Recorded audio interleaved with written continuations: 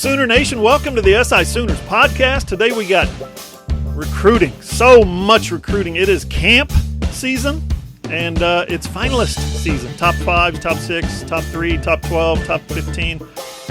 We're not going to weigh you down with all of those, but we do have some news. It's always transfer portal season, is it not? We may have to spend 2 segments on the recruiting, personnel, transfer stuff today. The football coach, the new football coach, went and got himself paid. We'll tell you all about that. And it is Bedlam. Basketball season. Well, no, actually it's not. That one's already died. Wilted, actually, Ryan. Wilted. Yeah, it was not the banner week / week and a half for OU basketball, John. We'll get into all of that, but 3-game backslide, dropping 2 straight to your in-state rivals. You know what could go out and cure all of those bad feelings? Getting a win on Thursday against the Texas Longhorns and sweeping them for this season. So I'm sure we'll get into it, but are we ready to hit the panic button on OU basketball? More on that later. Red River Rivalry Hardwood style. That's Ryan Chapman. He's in Norman. I'm John Hoover. I'm in Tulsa. Thanks for listening to the SI Sooners podcast. Thanks for watching on YouTube. As always, SI Sooners is a Fan Nation affiliate, part of the Sports Illustrated Network.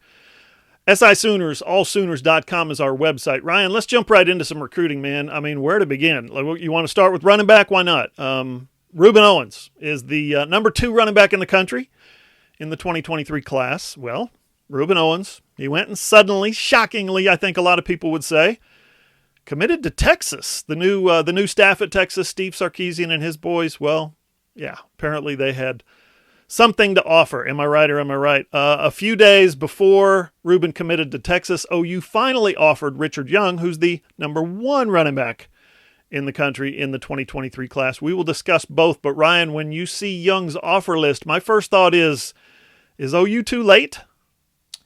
Yeah, that's always a very real concern, John, because how many times in recruiting do we hear, this school was in so late on me, what took them so long, things like that.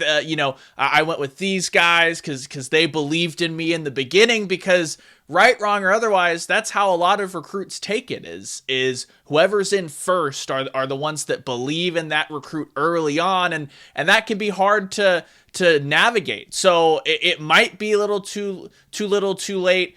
You have to hope that, DeMarco Murray can carry a lot of weight, and it's Lincoln Riley ultimately. If Lincoln Riley takes this very hands-on, Lincoln Riley can get into any door in the country as far as an offensive playmaker goes. So that'll be interesting to see. But yeah, the Rueben Owens thing, it was kind of out of nowhere. He's a guy that I think a lot of people, me included, felt really good about Oklahoma for a majority of what his recruitment has been. And then all of a sudden, John, I'm not going to lie, he committed so late, I turned over the next morning and was like, oh gosh, what happened? That's how quickly this all went down. So I guess that's a credit to Steve Sarkisian and what they're doing down in Austin. I guess the all gas, no brakes movement is rolling on forward. I'm not sure that's great for safety and well-being of everyone involved on the roadways, but it seems to be working for the Horns right now.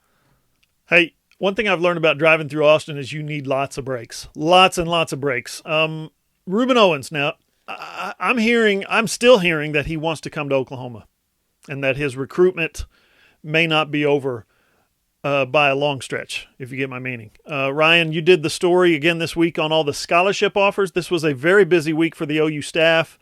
I'll just go through the names real quick. 2023 wideout Jonte Cook, 2023 wideout Jaquazi Petaway, 2023 athlete Jonel Aguero, 2023 corner Cormani McLean, 2023 lineman Luke Montgomery, and 2022 athlete Antonio Kite. Ryan, I'm just going to let you go at it.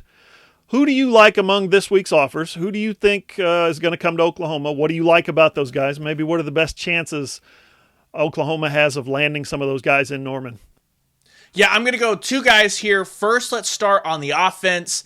And the one you mentioned, Jonte Cook, anytime he's a wide receiver out of DeSoto, Texas, so it's that regional footprint and that footprint of what does OU just hit out of the park recently, John?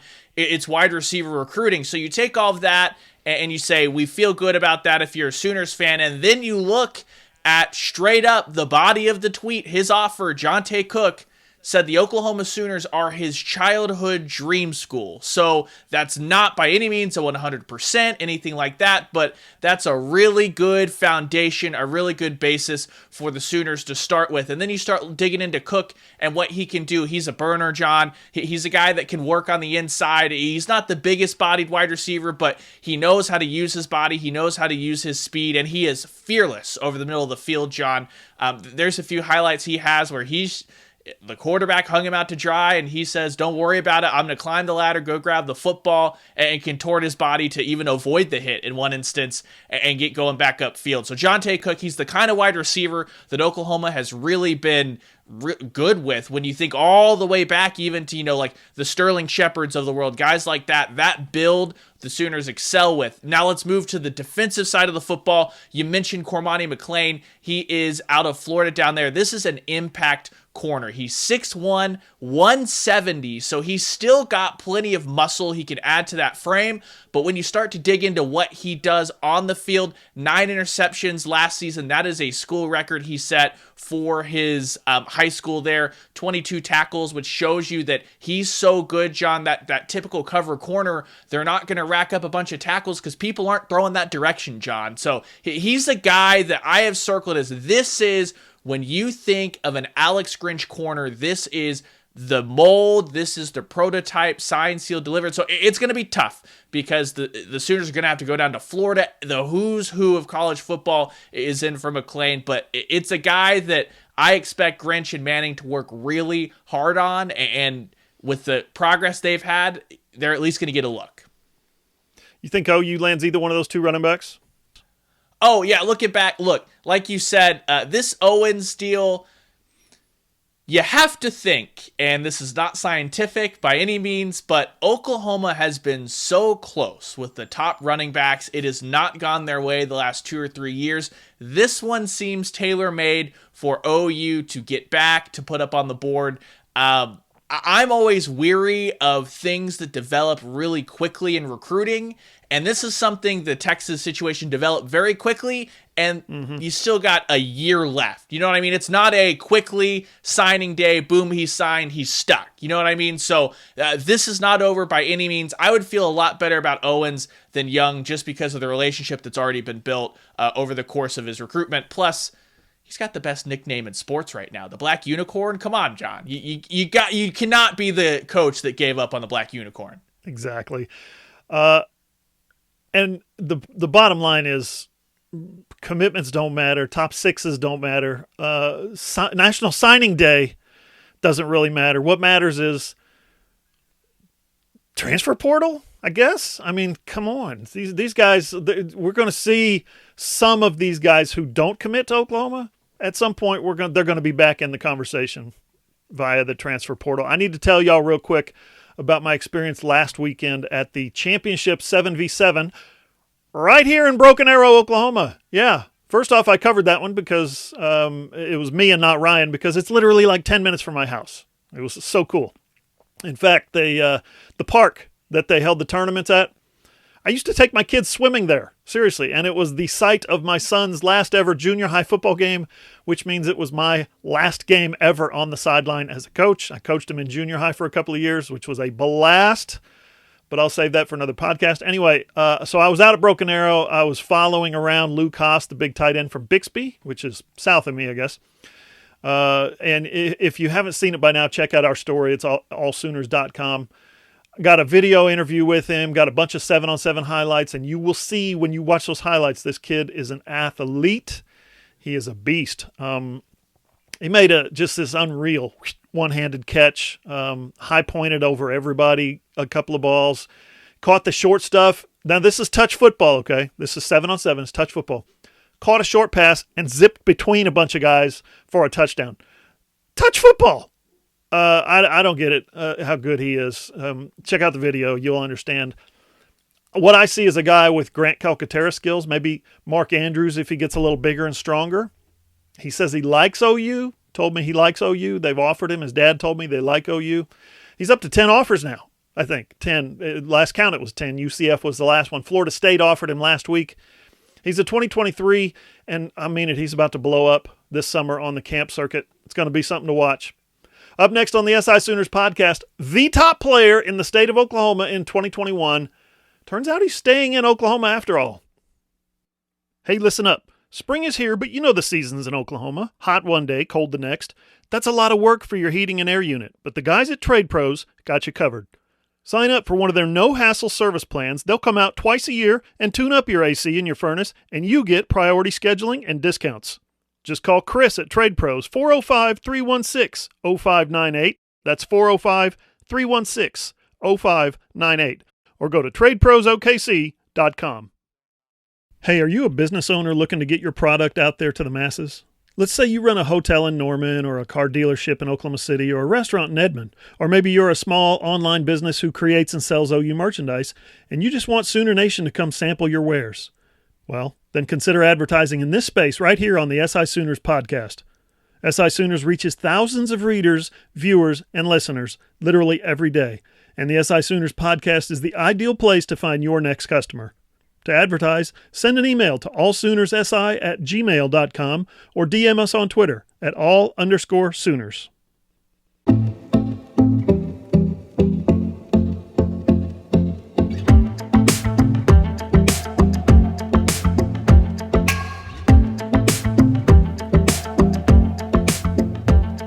Follow SI Sooners on Twitter at all_Sooners. You need to find Ryan on Twitter at Radios Ryan, and I'm on Twitter at John E. Hoover. Our website is allsooners.com. We are a Fan Nation affiliate, part of the Sports Illustrated Network, and traffic is blowing up. We're setting a record for traffic, users, page views, everything.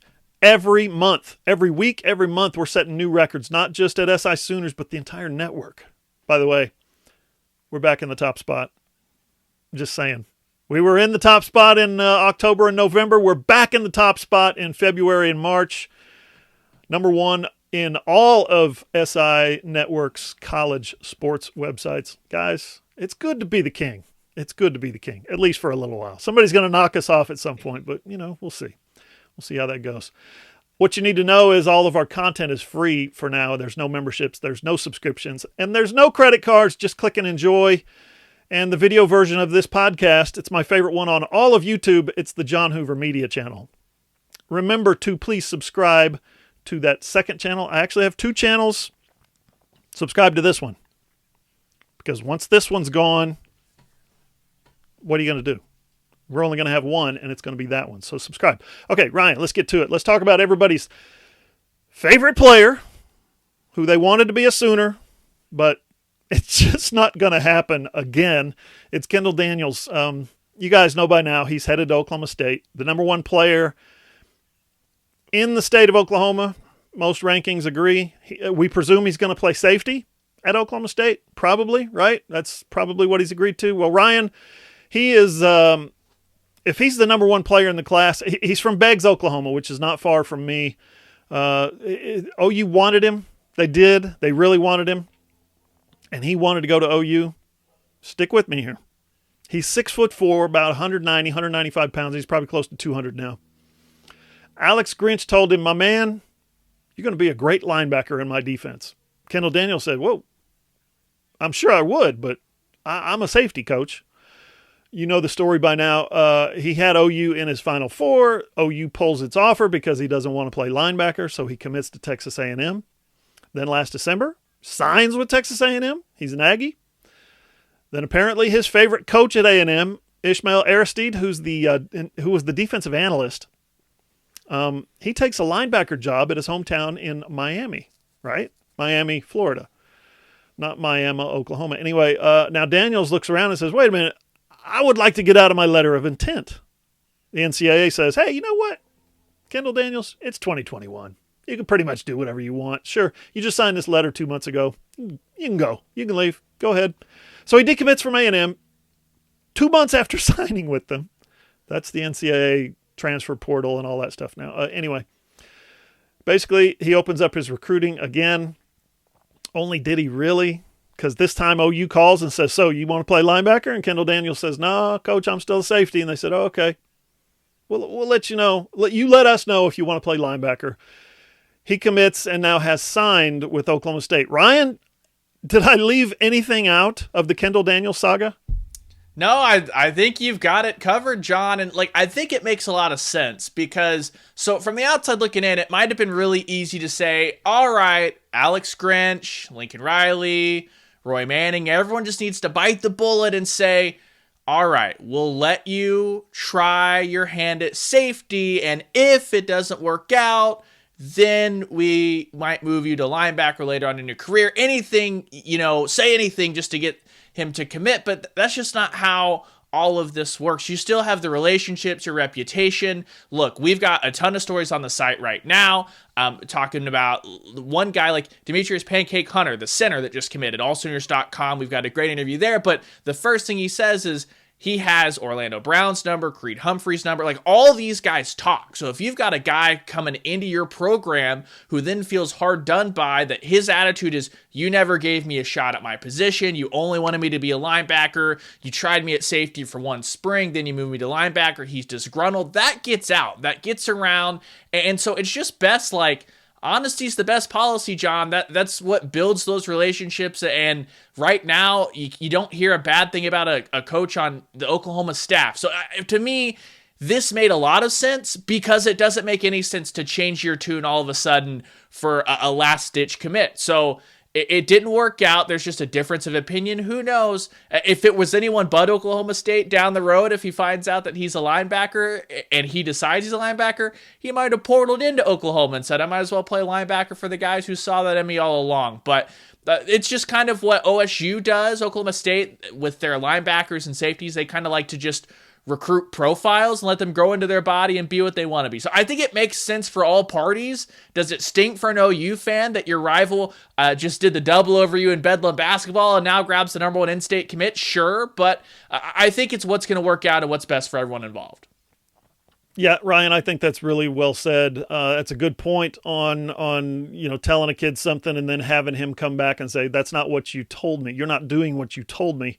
I'm not going to sit here and say Lincoln Riley and his staff are above telling kids what they want to hear, that they absolutely do not mislead them. But I'm also going to, I will say this. I believe that Lincoln Riley and his staff they are not the kind of coaches, and there are some out there, but I don't think these guys are the kind of coaches who are just going to straight up lie to a kid. Coach, I want to play safety. Yeah, you can play safety. Come on, we can play safety. And then, like you said, move him to linebacker without his consent. You keep hearing stories about Robert Barnes, for instance. Robert, would it be okay with you if you moved to linebacker for a little while? Yeah, sure. Hey, Robert, we don't have any safeties this week. Could you play some linebacker for us? Yeah, sure. It's not like they're forcing guys to do things that they don't want to do. They're asking Kendall Daniels, we see you as a linebacker. Do you want to be a linebacker? No, sir. Okay. Well, we can't really offer you as a safety. We've got a bunch of other safeties coming in that are big, tall, strong, long, fast, explosive, can jump really high, and run really, really fast. Do you think you can play with those guys? Well, yeah, I think I can. Well, we'd rather you have a be a linebacker. I think there's some of that going on. So anyway, I don't know. We'll see how it all plays out. Again, these things, it's 2021. It's always transfer portal season. These things are never over. You hope a kid signs, stays 3 years, 4 years, has a great time, but at some point, kids transfer. We'll see what happens. The other big news, I'm not even sure if this is technically a transfer portal news or, I don't know, grad transfer news. I don't know. We'll see.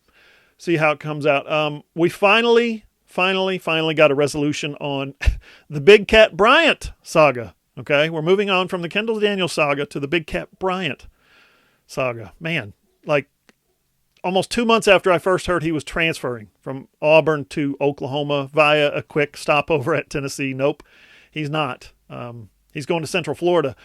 Ryan, what a twisty-turny road that was. And all I'm allowed to say about Big Cat's kind of flirtation with OU at this point is this. He badly wanted to come to Norman. OU coaches badly wanted him to play for them. They needed him to step into that Ronnie Perkins role, which, they expected Ronnie Perkins to go to the NFL, but still, when he leaves, you need somebody to come in and play that role because you saw the impact that he had. Bryant, 6'4", 6'5", 250, super fast, he got several All-SEC honors from his freshman year all the way to his senior year. we're talking about classes here. We're talking about school, college. There are academic requirements involved to play college football. So Big Cat played his final year of college football, doing it at Oklahoma in 2021, Ryan, because of all those restrictions and requirements that I mentioned, Ryan, it was not possible. Yeah, and it's just unfortunate, and when you start lining things up, it's not always as cut and dry as I'm in the portal, I want to go there. There's some other stuff involved, scholarship distribution in normal years where it's not just the Wild Wild West. You talk about all the academics that have to line up, all that stuff. But John, it's something that this would have been a great depth addition, but it's not the end-all, be-all for this Oklahoma defense, this defensive line unit, including the rush linebackers, Nick Benito, guys like that. They made they took such strides last year, John, that we were having the conversation, can this team put down a marker as having the best defensive line in the country? When's the last time we were able to even ask that question and not get laughed out of a room about Oklahoma? So, yes, Ronnie Perkins is moving on, but don't forget, John, Jalen Redmond will be coming back into the fold. And if he can make an impact on the interior of that defensive line, all of a sudden Isaiah Thomas can play full-time on the outside, and maybe you've kind of worked things out there. So would it have been a lot simpler with Big Cat? Yes. Do you always want as many experienced, good players as you can get? Absolutely. It's unfortunate that things didn't work out, but I wish the best to Big Cat in the bounce house down there, and hopefully in the end it might work out for everyone as some homegrown talent for the Sooners may come back into the fold or may step up and develop on, because Calvin Thibodeau and Jamar Cain have done an absolutely outstanding job with that unit up front. So it stinks, but it is what it is. Not everything always works out. Football's not the only consideration when it comes to transferring and bouncing around schools and things like that. Yeah, and I think I'll leave the recruiting talk with this. Honestly, in reality, it's probably the biggest story of all these, but it's so almost mundane anymore. OU got a verbal commitment this week. Yeah, they actually got the news this week that a high school football player, is verbally committing to play at OU. And it's like the 6th or 7th biggest recruiting story of the week, Ryan. This is how transfer portal season has changed the outlook for this. We got news of this over the weekend, and we had it ready to go, and you interviewed him, and it was like the 6th or 7th biggest story of the week so far, and we're only on Wednesday, Ryan. It's I thought verbal commitments were supposed to be huge news. I don't know. Well, why don't you tell the listeners and the viewers about OU's 7th commitment in the 2022 class, Ryan, Demetrius Hunter. Yeah, and John, frankly, I think it's absurd. This is a loss, a big, big black eye on everyone, that an offensive lineman whose nickname is Pancake is not just the biggest news of the week. Like, this guy, he's the #1 center in the country from Orange, Texas. If people are just looking at recruiting profiles, you may see, well, one place has him as a 3-star, one place has him as a 4-star. Look, none of that stuff matters this year anyway because of how the evaluation process is so hard. But remember, in the summer, everyone's going to get re-ranked. This dude is legit, Demetrius Hunter. Like I said earlier, he just said that it felt like home already in Norman. He hasn't been able to make it up to the campus, but the thing that wowed him the most on his virtual visit, he said, John, wasn't the facilities, wasn't anything like that. It was the campus. He talked about how it just looked like a place where he could simultaneously have a good life, but also focus on football, focus in on his craft. He talked about how Bill Bedenbaugh, he already feels like Bill Bedenbaugh is his offensive line coach, the relationship that they've struck up.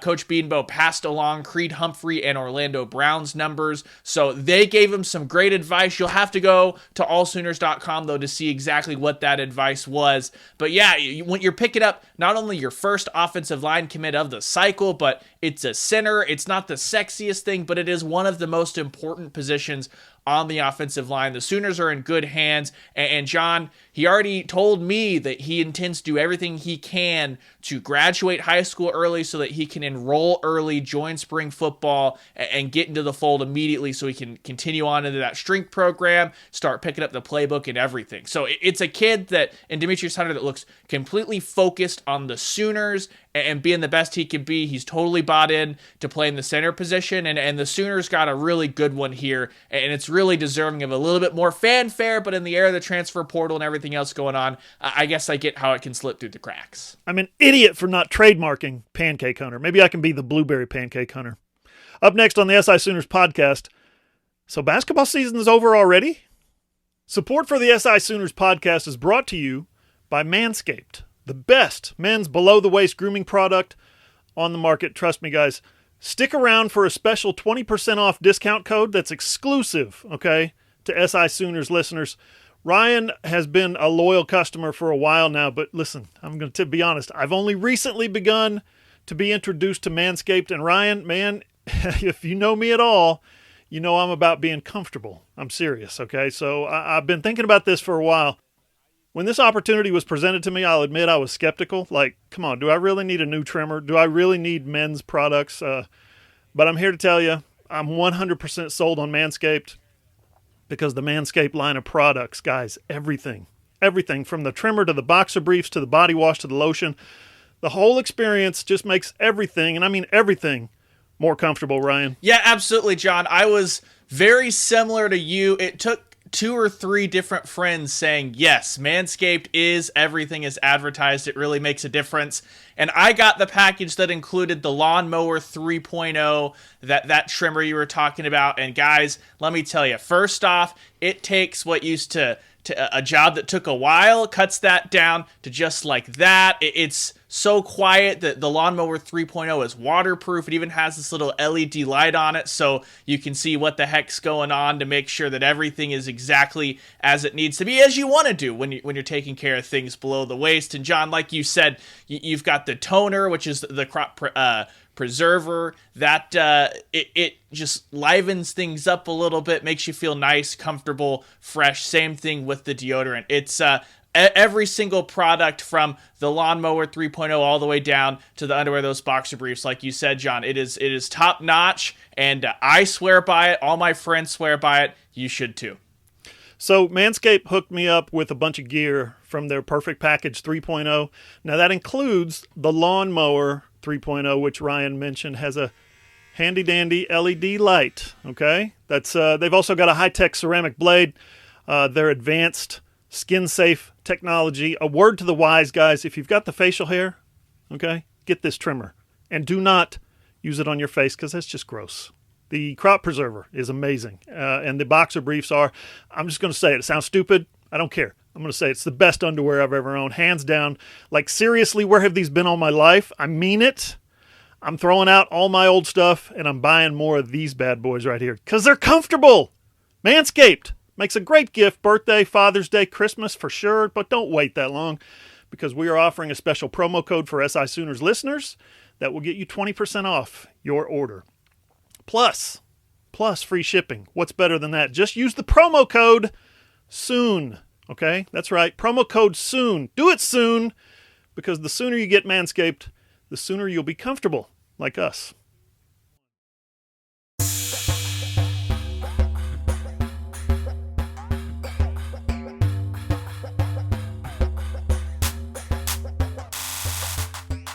Final segment of the SI Sooners podcast. One more quick football note before we get to basketball. Joe Jon Finley got paid. He got paid, or he's going to get paid. The OU Regents are meeting this week. They're going to they're expected to accept the recommendation that Joe Jon gets a 3-year contract worth $510,000 a year. $1.53 million is going to go to your tight ends coach. He's going to make $500,000 a year plus. That's incredible, truly. I mean, Shane Beamer was making a little more than that, but Shane Beamer was also a little bit older, more experienced. He was also your special teams guru. Also had the title of associate head coach. Joe Jon's going to pick up some stuff, I'm sure, some titles, some additional responsibilities. He's probably going to do some special teams, of course, but He's basically a first-year tight ends coach at OU. And I'm not sitting here complaining. I'm not like knocking anybody for paying assistant coach $500,000. If that's what the market says that job gets, then that's what it gets. But just the simple fact that college football teams can now pay their assistant coaches, position coaches this much money, it's just remarkable to me. And don't get the idea I'm saying he's not worth it. Like I said, the guy's already got a commitment in the 2022 class in Jason Llewellyn.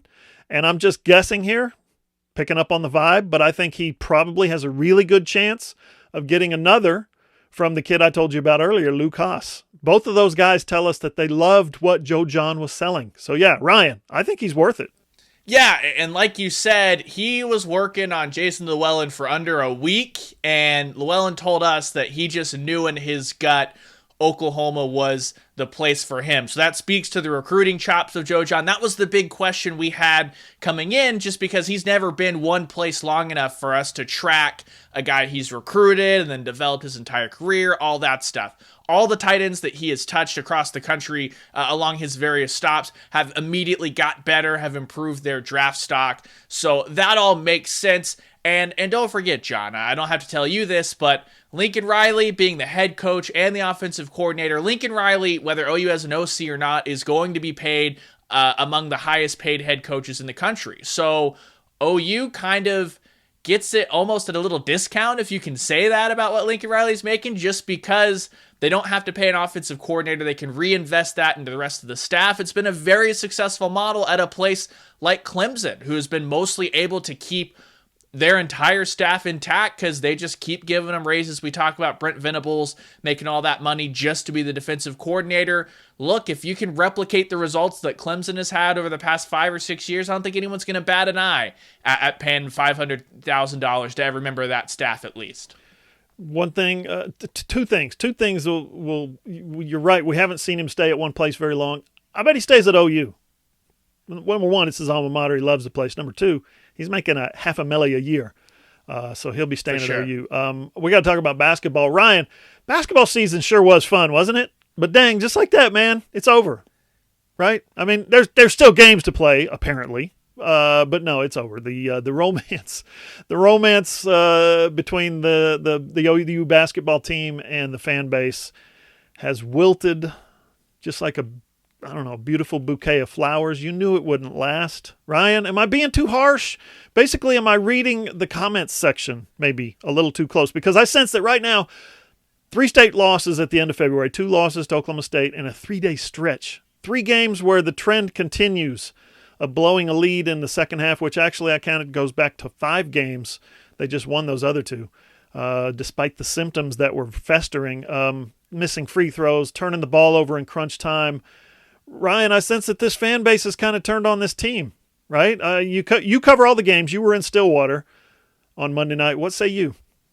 Yeah, John, I mean, I wouldn't say the season's over by any means. I think that the dreams of a big Final Four run by the fan base and maybe the reality check for the team are done. But, I mean, if you're paying really close attention, John, I'm not sure this team has the consistent offensive ability, even when they were winning all those close games, to truly run that gauntlet to make a Final Four run.